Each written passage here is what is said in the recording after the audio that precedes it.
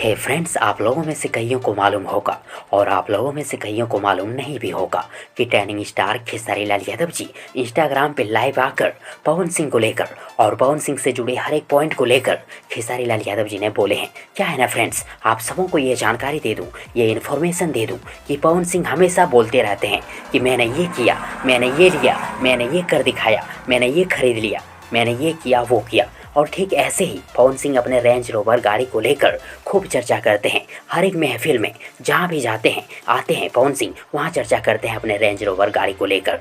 तब होना क्या था, खेसारी लाल यादव जी ने लाइव में ही बोल दिए कि क्या रेंज रोवर दिखाते हैं, मेरे साथ जो काम करते हैं, मेरे नीचे जो काम करते हैं वो रेंज रोवर और फॉर्च्यूनर से चलते हैं। अब बताओ, जब खेसारी लाल यादव जी के नीचे काम करने वाले लोग रेंज रोवर और फॉर्च्यूनर से चलते हैं तो सोच सकते हैं पवन सिंह जी कि खेसारी जी के लिए रेंज रोवर खरीदना कोई बड़ी बात नहीं है।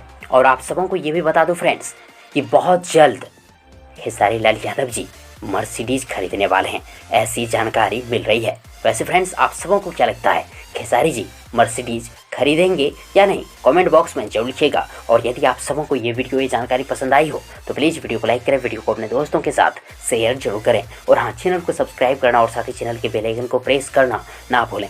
थैंक्स, मिलते हैं एक और नई वीडियो लेकर, तब तक के लिए good wishes for good luck.